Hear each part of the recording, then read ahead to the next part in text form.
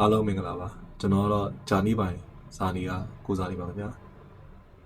ကျွန်တော်ကြောက်ကဲယောဂနဲ့ပတ်သက်ပြီးတော့အပိုင်းတွေမှာပြောထားတဲ့အထဲမှာပဲကျွန်တော်မြန်မာပြည်မှာစစ်တပ်ပေါ့နော်စစ်တော့ series scan အဖြေရကြောက်ကဲကနှမွာဖြစ်တယ်ပေါ့နော်အဲ့ဒါပဲဖြစ်နေကြောက်ကဲဘယ်တစ်ချမ်းကိုခွဲထုတ်အောင်ပါပေါ့နော်အဲ့ဒါလည်းကျွန်တော်လည်းကြောက်ကဲတစ်လုံးလုံးထုတ်ရမယ်ဆိုတော့ကင်ဆာတွေဖြစ်နေမှာဆိုတော့စိုးရိမ်လာတယ်ကျွန်တော်ဘန်ကောက်ကိုရောက်လာတယ်ပေါ့ဗျာဘန်ကောက်ရောက်တာတော့မနေ့က23ရက်နေ့ညလာပါတော့24ဒီနေ့24ရက်နေ့မနက်ပိုင်းနက်စော3နာရီရောက်တယ်ပေါ့ခင်ဗျာဘန်ကောက်ကိုအားလည်းဆေးရုံကတော့ဆရာဝန်တွေကတင်ခဲ့တနိုင်မှတွေ့ရတယ်ပေါ့နော်ဆိုတော့မြန်မာပြည်က result တွေအားလုံးဆရာဝန်ကြီးကိုပြတယ် CT scan အဖြေကိုပြတယ်တွေ့ရတဲ့ဆရာဝန်တွေကတော့ဒေါက်တာနော့လို့သူကောင်းပဲ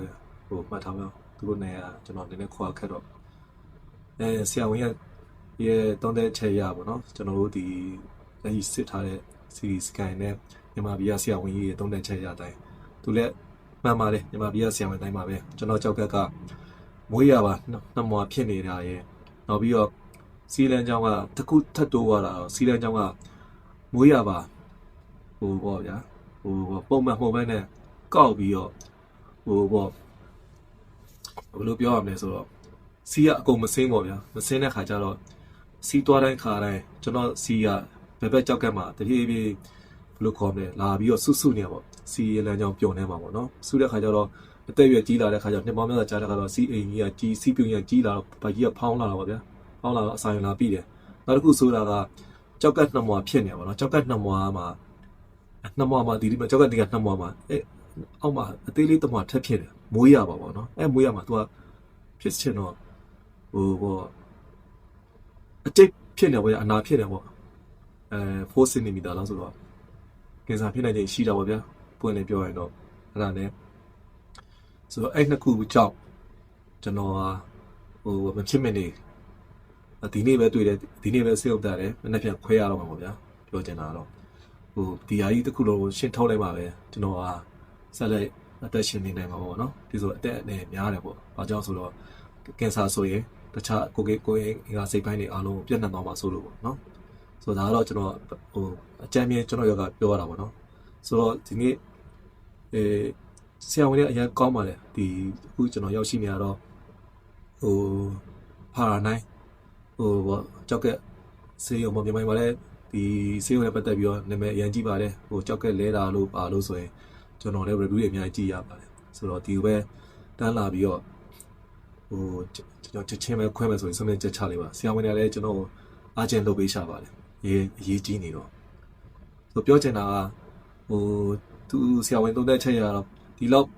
အကြီးဖြစ်နေတော့ဒီလောက်ဆိုင်ုံပြီးနေတာဘာကြောင့်ယောဂလက္ခဏာတွေမပြလဲပေါ့နော်ကျွန်တော်လည်းအခုမှဒီဇင်ဘာ10ရက်နေ့မှာတည်တာကျွန်တော်ဂျင်ကစားလိုက်တော့ကြာရေးတွေ4လီတာ5လီတာတောက်လိုက်တော့မှကြောက်ကစီကြီးပိုကြီးလာပြီးတော့အဆိုင်ုံလာပြီးရထင်ပါလေအဲ့ဒါကြောင့်မို့ဒီယောဂလက္ခဏာပို့ပြီးတော့ချက်ချင်းလိုက်ငင်ပေါ်လာပါဗျာနောက်ကြမှာတည်တော့ကျွန်တော်အသက်အန္တရာယ်ဖြစ်နိုင်တယ်ပေါ့ဗျာကင်ဆာဆိုလဲတကူလုံးပြန့်သွားပြီးတော့အချိန်တစ်ခုမှကျွန်တော်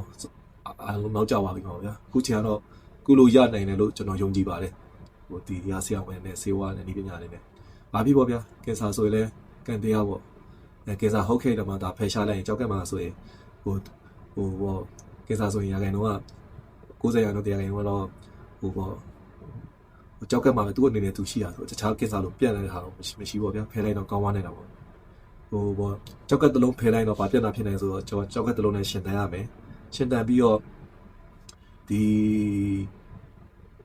fashion ကြောက်ကက် fashion တော့ကြာအောင်ပါဗျာပုံမှန်လူတော့ပဲဟုတ်မယ်နှလုံးရှိတယ်တစ်လုံးရှိတယ်တော့ဘာပဲပြောတာပုံမှန်နေပါတော့အသက်ရှင်နေနိုင်မယ်လို့ကျွန်တော်ယူနေပေါ့ယူဆပါတယ်နောက်ပြီးတော့ဆရာဝန်ထမ်းညွှန်တိုင်းနေရမှာပေါ့စီဝါနဲ့အစားတောက်ပေါ့နော်ဒါလေးတော့ရှိတာပေါ့ဆိုတော့ဒါလေးကိုကျွန်တော်လာပြီးတင်ပြခြင်းဖြစ်ပါတယ်ဒါကတော့ကျွန်တော်မဖြစ်မနေရှောင်လဲလို့မရတဲ့ကန်တရားပေါ့ဗျာကျမ်းမာရေးကန်တရားပေါ့မွေးရပါတယ်မျိုးဗီဇကြောင့်လည်းပြောရမှာပေါ့ဒါလည်းတခုကတော့ကန်တရားမျိုးဗီဇကြောင့်ဖြစ်ပါတယ်ဒါပေမဲ့ကျွန်တော်အသက်အရွယ်တစ်ခုမှာစစ်တင်တယ်ပေါ့နော်ဒါလေးကလုံးတင်တယ်ပေါ့စစ်တဲ့ခါကျတော့ဒီအချိန်နှစ်ပေါင်းများစွာကြာတဲ့ခါကျတော့ဒီလိုကြီးဖြစ်လာတာပေါ့နားနေရတော့ဆိုတော့ဒါကတော့ကန်တရားပေါ့ဘာဖြစ်ဖြစ်ပါ လက်ရှိမှာဒီဖာရာတိုင်းစေုံမှာကျွန်တော်ဘောစိတ်ချလက်ချအောင်မြင်မယ်လို့ယုံကြည်ပါတယ်မြန်မာပြည်ကဆရာဝန်တွေအထူးကူဆရာဝန်တွေအားလုံးလည်းကျေးဇူးတင်ပါတယ်သူတို့ရဲ့တုံးတဲ့ချက်အားလုံးလည်းကျွန်တော်လေးစားတန်ဖိုးထားပါတယ်အားလုံးနဲ့မှန်ကန်ပါတယ်ဆိုတော့ဘယ်မှာခွဲစိတ်မယ်ဘယ်မှာကုမယ်ဆိုတာကျွန်တော်ရွေးချက်ဖို့ပေါ့နော်ကျွန်တော်တော့ဘာမှမရှိပါဘူးဆိုမြန်မာပြည်ခွဲလဲအဆင်ပြေပါတယ်ဘယ်မှာခွဲရပါတယ်မြန်မာပြည်ခွဲလဲအောင်မြင်ပါပါဆိုတော့ဒါလေးလာပြောချင်ပါတယ်ကျွန်တော်ခွဲစိတ်ပြီးရောမနေ့ပြန်25 Christmas မှာကျွန်တော်မှတ်ရပါနော်ဒီကြောက်ကက်ကိုခွဲစိတ်မယ်မနေ့8 နာရီပါခွဲစိတ်ပြီးတော့ကျွန်တော်နောက်ပိုင်းပြန်လာ recovery ဖြစ်လာချိန်မှာကျွန်တော်ပြန်ပြီးတော့ကျွန်တော်ရဲ့အကြောင်းတေချာပြန်ပြီးတော့ပြောပြပေးပါခင်ဗျာခုလက်ရှိကတော့ကျွန်တော်ဒီမွေးရပါကြောက်ဒီလိုဖြစ်လာတဲ့ကြောက်ကက်ရေဝင်တာကိုကျွန်တော်အားလုံးပြင်ဆိုင်နိုင်ဖို့အသင့်ပါပဲကျွန်တော်တော့မကြောက်ပါဘူးစိုးရိမ်စိတ်လည်းမရှိပါဘူးကန်ကောင်းတာကျွန်တော်ဒီအစုပ်တက်မှရိုက်ကြည့်တယ်အစုပ်တက်မှမှာလည်းကျွန်တော် sport ရမရှိဘူးနှလုံးထူးဆရာဝန်နဲ့တွေ့တယ်နှလုံးထူးကလည်းနှလုံးကလည်းခွဲလို့ရတဲ့ချိန်တွေအားလုံးကောင်းတယ်တွေးကြောတဲ့မှာတော့နှလုံးကြောမှာတော့ကျွန်တော် calcium ထုံးတက်အောင်တွေ့ဆိုတော့အားရှိတော့ကနေကကျွန်တော်ဘက်မှာရှိသေးတယ်ပေါ့ဗျာဆိုတော့အားလုံးကျေးဇူးတင်ပါတယ်ကျွန်တော်ကြောက်ကဲဝင်လာလည်းပတ်သက်ပြီးတော့နောက်ပြီးတော့ဖာရာနိုင်ဆေးဝင်နဲ့ပတ်သက်ပြီးတော့တည်ကျင်တာရှိလဲနောက်ပိုင်းမှာကျွန်တော်လာမေးလို့ရပါတယ်ကျွန်တော်တက်နိုင်တော့ကုန်ကူညီပေးပါမယ်အားလုံးကျေးဇူးပါခင်ဗျာအားလုံးကြက်မှာကြပါစေစစ်ဖို့လည်းမမေ့ကြပါနဲ့ကျွန်တော်လိုဖြစ်မှာစိုးလို့ပါကျေးဇူးတင်ပါတယ်